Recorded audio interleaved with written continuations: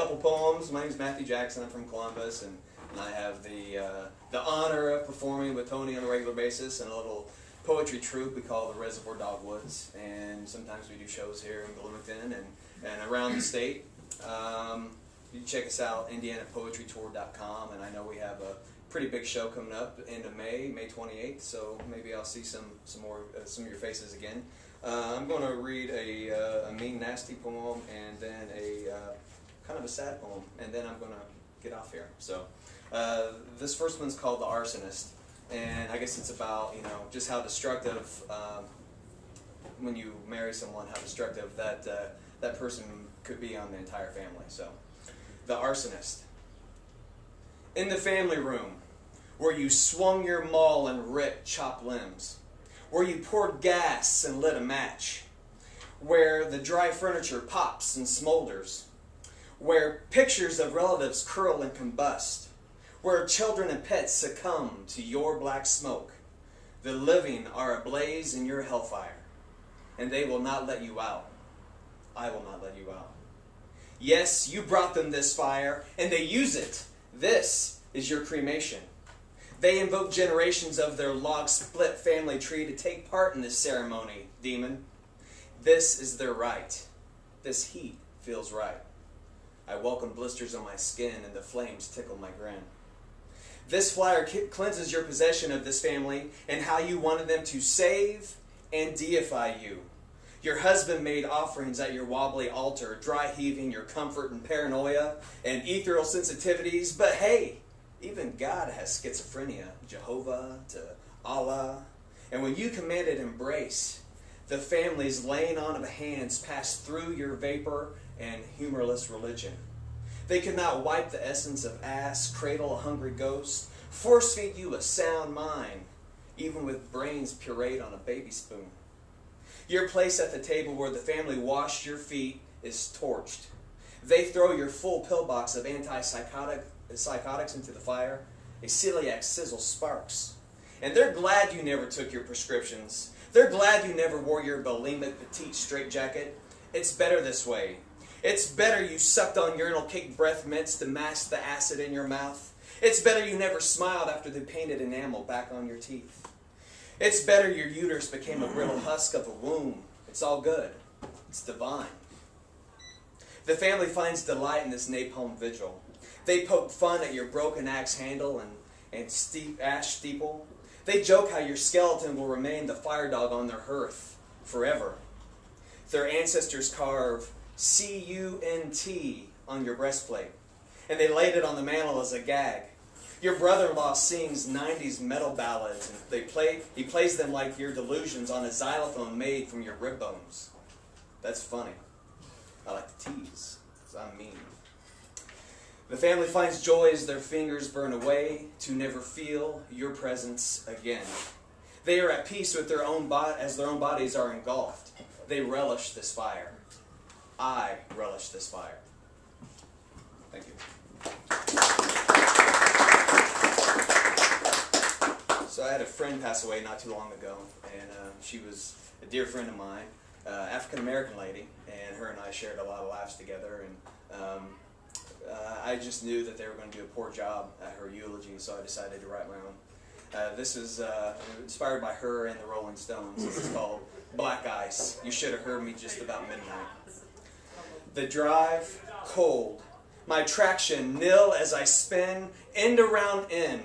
My reaction to your death, end around end on black ice. I sidewind, and the wind slithers drifts. Reminds me of Jewish folklore, and sneaky snakes yakking it up in a garden. Some white folks made to bake the nefesh. The blacks just dance, because they have soul. On black ice, shiny black licorice, I think of your sweetness slid away over frozen linoleum beside a red door. I bump my head. 3 days dead, your coal black body white with horror. 3 days dead, my brown sugar sprinkled on the bathroom floor. 3 days dead, I beat my head with Jewish folklore. I see a red door and I want it painted black. Against the grave bathroom floor, I want it painted black. The sin, the snow, the sink, the drain, and porcelain, and I want it painted black. You didn't die alone, tying your babies to the Underground Railroad, Your babies will always remember you running from hounds as your underground conductor derailed on the down low, or a rewind from a stale homily given in preacher lip service. We were the best at keeping the angels nervous, making the straights leave with our funk afros and weaves, our gospel pole dancing, our sway of black rhythm and blues, and all that jazz backed up in the caboose of our souls' trains. During our coffee warm-up rendezvous, honky folks scalded our lips, bigotry, white lies. Negroes blistered our tongues, black double talk and jive. But the collar of laughter and a simple kiss cooled our cauterized hearts. In this dead time, our dead limbs can't steer. We're all dead now in the still of your innocence, free from sin. Porcelain, paint it black. Salvation on the bathroom floor, paint it black. And our dance wasn't mere folklore. You should have heard me just about midnight. I slide on this black ice, end around end, catching the whirl of your soul. I skid into the frigid ditch off the road. I bump my head. Thank you. And good morning. Sorry, man. All right. We're going to try do another duet here. Very fresh and very new. So, Things he pulls me into. I am. Come to Bloomington, it'll be fun. Yeah, it's great. It's labor intensive is what it is. It's labor intensive poem. It's great. This is called A Bird in a Hand. A Bird in a Hand.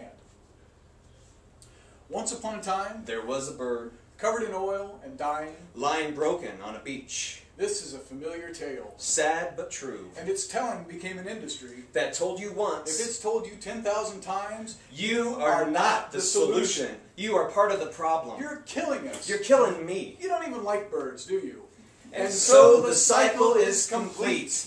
And you took the bait, Of earnest self-hate, didn't you? A frenzy of images ooh, pretty. is disseminated. Demand for a product Peace Incorporated, Ding! trademark. is created. There's the left wing. Liberal, yes! There's the right wing. Conservative, no! And never the twain shall meet, except in me, Tweet, tweet. lying on a beach. Covered in oil. But nature is your mother. Ain't that a bitch? And father ain't nothing but time. Tick-tock, tick-tock. And And they demand an answer. Do you like what you see? In a moral or ethical Or cultural or material? or universal or spiritual sense, Is the base lizard brain throbbing at the end of your stem? setting off a survival instinct, Burning behind your eyes? it should come as no surprise then that crime Does and does not pay when it's only column inches in a police blotter. You have to spike a tree to make it big. You have to burn down the entire forest to make it big. You have to smash machinery to make it big. You have to squash the resistance to make it big. You have to make some noise.